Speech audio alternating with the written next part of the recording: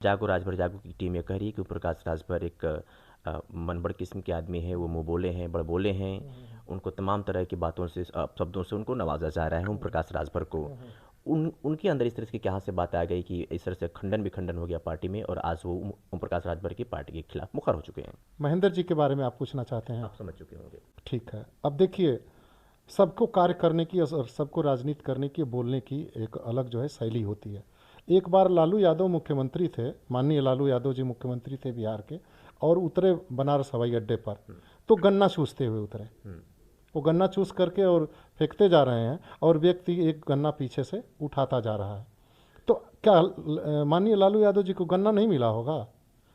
अपने भाषा से, अपने व्यवहार से जनता को एक संदेश देने की कोशिश होती है। सबकी अपनी अपनी शैली है। तो माननीय मंत्री जी की यह शैली है कि थोड़ा मुखर होकर के बोलते हैं, लेकिन उसमें उनका ऐसा नहीं है कि कोई अस्थाई भाव होता है। अपने वोटर में, अपने जो समर्थक हैं उनमें उत्साह पैदा करने के लिए, उनके मनोबल को बढ़ाने के लिए वो कुछ चीज़ें ऐसी करते हैं जो अस्थाई भाव नहीं होते हैं। पूरी जनता का वो सम्मान करते हैं। और मैं जहाँ तक मंत्री जी के साथ जितनी देर रहा हूँ, कोई भी व्यक्ति चला जाए, दानवीर कर्ण, उसके पास जब कोई जाता था तो खाली हाथ नहीं लौटता था। और जितनी देर मंत्री जी के साथ मैं रहा हूँ, उसमें कोई भी व्यक्ति उनके पास पहुँचा है तो खाली हाथ नहीं लौटा। उन्होंने, चाहे उनका कितना भी तनाव में रहे हों, चाहे व्यस्त कार्यक्रम हो, उस व्यक्ति का काम उन्होंने जरूर किया है। जितना संभव है उतना किया है। किसी को निराश होकर के उन्होंने नहीं लौटाया। और किसी बिरादरी का आदमी चला गया हो, किसी क्षेत्र का आदमी चला गया हो, तो माननीय मंत्री जी से जब नज़दीक से आप उनको समझने की कोशिश करेंगे तो वो निश्चल हृदय व्यक्ति हैं, और सबके विकास और सबके उत्थान और सबके खुशी की बात वो सोचते हैं। सिर्फ अपने परिवार के बारे में अगर कोई कहता है तो ऐसा नहीं है। अब रह गई महेंद्र जी के बारे में बात। हम लोग महेंद्र जी का बहुत सम्मान करते हैं, मंत्री जी भी सम्मान करते हैं, आज भी सम्मान करते हैं। उनके दोनों बेटे उनका सम्मान करते हैं। कभी कभी स्थिति ऐसी आती है कि आप यहाँ बैठे हैं, मैं अंग्रेजी का 6 लिख दूँ तो मैं कहूँगा कि 6 है, और आप कहेंगे कि 9 है, और दोनों अपनी जगह पर सही है। मानते हैं कि नहीं? आप भी कहेंगे कि सही 9 है, वो भी कोई नहीं काट सकता। हम भी कहेंगे कि 6 है, भी कोई नहीं काट सकता। कभी कभी इस तरह के मतभेद या परिस्थिति बस चीज़ें आ जाती हैं, और महेंद्र जी का हम लोग सम्मान करते हैं। महेंद्र जी आज के डेट में आदरणीय राजीव राव जी का समर्थन करते हैं। 20 साल समाजवादी पार्टी रही सत्ता में उत्तर प्रदेश में, और उस 20 साल में चाहे थाने पर हो, चाहे थाने पर आप चले जाइए, किसी भी थाने पर, और कर्मचारियों की नेम प्लेट पढ़ लीजिए, एक विशेष जात के लोगों का नाम आपको देखने को मिलेगा। यही शिक्षा जगत में, या यही तहसील में, या जितने सरकारी पद हैं, राजभर कितने हैं। मुख्य रूप से माननीय मंत्री जी तो राजभर समाज का नेतृत्व तो करते हैं। सर्वजन सुखाय सर्वजन हिताय की बात तो रहती ही मन में, लेकिन थोड़ा इनके प्रति ज़्यादा उनकी रुचि रहती है। तो जब 20 साल में समाजवादी पार्टी इनको किसी सरकारी पद पर नहीं दिखा पाई, तो मुझे लगता है कि आगे भी ऐसा नहीं हो पाएगा, और इस लांछन से आदरणीय महेंद्र जी बचेंगे। तमाम रिजल्ट आज जब आते हैं तो उसमें खास करके सवर्णों को ज़्यादा पद और स्थान मिला है, ऐसा नहीं है। सवर्ण इस चीज़ से दुखी है।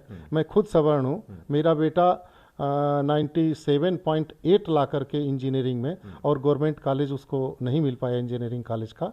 और बैकवर्ड के लोग जो हैं 82%, 83% पा करके वो उनका सिलेक्शन सरकारी कॉलेज में हुआ, जहाँ की फीस बहुत कम होती है। तो हम एक व्यवस्था है, पिछड़े लोग हैं जो उनको थोड़ा ज़्यादा सम्मान मिलना चाहिए, अनुसूचित जात के लोग हैं उनको थोड़ा सम्मान मिलना चाहिए। हम सरकार की इस नीति का विरोध नहीं करते हैं, लेकिन सवर्णों की स्थिति ऐसी नहीं है। सवर्ण में भी बहुत गरीब लोग हैं, और हम 85% हैं। मैं इसको कतई नहीं मान पाऊंगा। चलिए, इस पर हम बाद में चर्चा कर लेंगे। शायद क्षेत्र में चर्चा है कि सरकार में महंगाई चरम पे है, बेरोजगारी चरम पे है, इस पर सरकार पहल नहीं कर रही है, और ऐसी कंडीशन में अगर यही हाल रहा, राशन दे करके लोगों को अपाहिज बनाने की सरकार काम कर रही है, उन्हें कैसे समझाएंगे?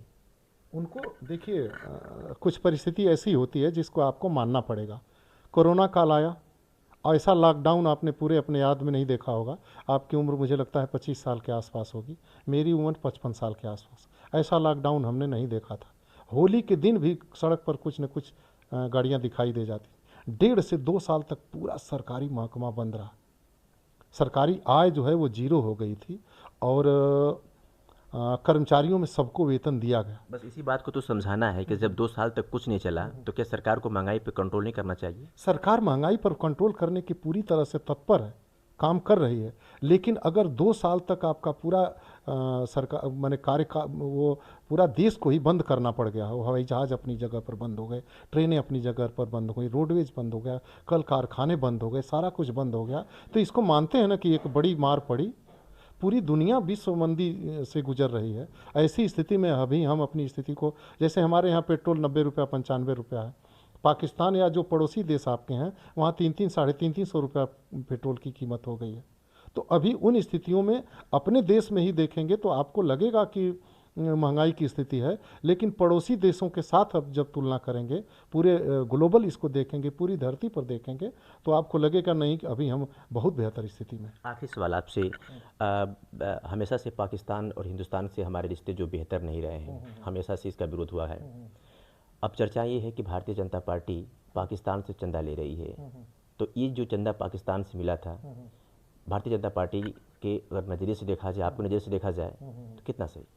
ये ऑथेंटिक न्यूज़ नहीं है, मैं इस चीज़ से जो है सहमत नहीं हो पा रहा हूँ। आरबीआई की रिपोर्ट है, सुप्रीम कोर्ट ने इसको, आरबीआई का रिपोर्ट है, साफ तौर पे पब्लिश किया गया डाटा, उसमें लगभग 250 करोड़ की बात कही जा रही है, तो इसे कैसे आप देखते हैं? चलिए, आपके हिसाब से कि ऑथेंटिक न्यूज़ नहीं है, नहीं, अगर है तो अगर क्या कहेंगे? जैसे है तो जैसे पाकिस्तान में ऐसा नहीं है कि सिर्फ पाकिस्तान के, भारत के लोग भी पूंजीपति वहाँ, भारतीय इंडस्ट्री भी वहाँ पर लगी हुई है, कम है। और अगर कोई इंडस्ट्री वाला नियमों की परिधि में, मैं जानता नहीं हूँ इस प्रकरण की, मुझे जानकारी नहीं है, जो आप कह रहे हैं अगर, तब मैं इस पर अपनी प्रतिक्रिया दे रहा हूँ कि अगर ऐसा होगा तो यह मान करके चलिए कि पाकिस्तानी ही नहीं है, अभी भी 2% वहाँ पर हिंदू हैं, और पूरी दुनिया के लोग, आज तो किसी देश में एक ही उसी देश के लोग नहीं हैं, पूरी दुनिया से जो है वो इन्वेस्टमेंट पहुंचता है, और वो लोग अगर आपकी बात सही होगी तो नियमों की परिधि में रह करके यह काम किया गया होगा। ऐसा नहीं कि किसी दुश्मन से हमने चंदा ले लिया। आप देख लीजिए, भारत की अर्थव्यवस्था के सामने पाकिस्तान बहुत पीछे चल रहा है, बहुत पीछे चल रहा है। अभी कुछ दिन पहले कोरोना की काल में ही गैस सिलेंडर नहीं दिया जाता था, लोग वो लेके पहुंचते थे, गुब्बारा लेकर के पहुंचते थे, और गुब्बारे में उनको 2 किलो गैस दी जाती थी, जाओ 2 मीटिंग खाना बनाओ। तो वहाँ पर उससे हम बहुत आगे हैं, और हमको उनसे मदद की ज़रूरत लगे, ये चीज़ मानी नहीं जा सकती। समझ से बाहर समझ नहीं पा रहा। सवाल इसीलिए किया था कि मैंने कि उनसे मदद हम इंडिया को लेना पड़े तो समझ से बाहर है। देखिए, व्यक्तिगत रूप से या कुछ ऐसे लोग हैं कि यहाँ पर कथावाचक हैं, और उन कथावाचक को पाकिस्तान से उनके अकाउंट में पैसा आता है। जो हिंदू लोग हैं इनकी कथा सुनते हैं और उनको लगता है कि नहीं, सनातन धर्म का हम क्या समर्थन कर सकते हैं, तो वो भी अपने उनके अकाउंट में 10 रुपया 100 रुपया 50 रुपया जितना है वो देते हैं, और वो राशि करोड़ों में पहुंच जाती है। तो अब उसको ये नहीं कह सकते हैं कि पाकिस्तान से चंदा लिया गया है, पाकिस्तान सरकार ने नहीं दिया है। जो श्रद्धालु हैं और जो भारत में रुचि रखने वाले लोग हैं, वो अगर चंदा देते हों और नियमों की परिधि में चंदा देते हों, यह गलत नहीं है। लेकिन अगर पाकिस्तान देश से मदद लेने की जहाँ तक बात है, वो कहीं से भी हमारे सामने टिकने की स्थिति में आज नहीं है। चलिए, बातचीत करने के लिए बहुत बहुत शुक्रिया, धन्यवाद।